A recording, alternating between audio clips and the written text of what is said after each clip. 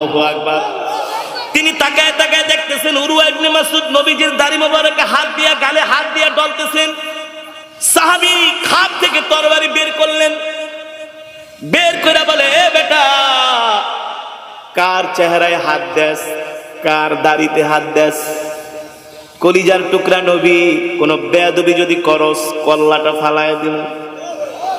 আর জোরে বলেন আল্লাহু আকবার।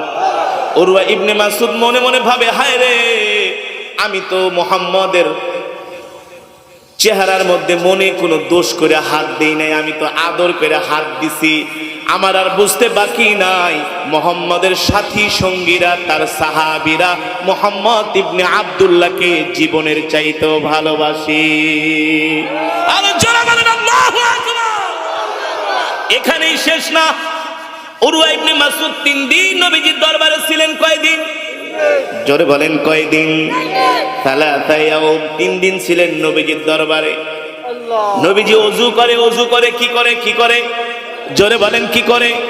নবীজি ওযু করে, সাহাবীরা ওযুর পানি পর্যন্ত জমিনে পড়তে দেয় না। ওযুর পানিগুলো হাতে নিয়ে চেহারার শরীরের মধ্যে মাখতে থাকে। আল্লাহু আকবার। উরওয়া ইবনে মাসউদ বলে, আর এইটা আবার কি কারবার?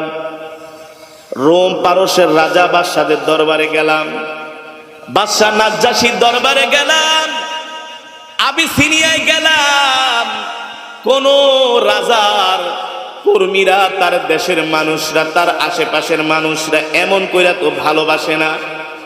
মুহাম্মদ ওযু করে, ওযুর পানি পর্যন্ত জমিনে পড়তে দেয় না। আল্লাহু আকবার। নবীজি থুতু পালায়,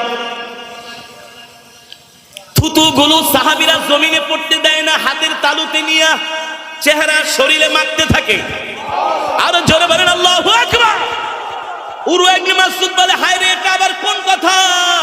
এমন দৃশ্য তো আমি পৃথিবীর জমিনে কোথাও দেখি নাই, কল্পনাও করি নাই। আল্লাহু আকবার। মানুষকে মানুষ নাকি এত ভালোবাসে?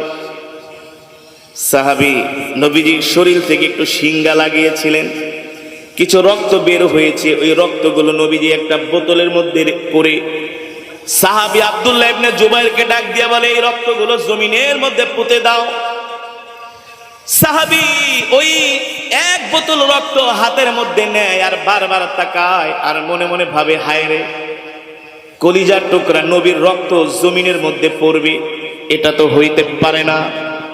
সাহাবী এক টান দিয়া রক্তগুলো খেয়ে ফেলেছে। আল্লাহু আকবার।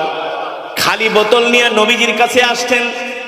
নবীজি জিজ্ঞেস করলেন, এ আব্দুল্লাহ ইবনে জুবাইর,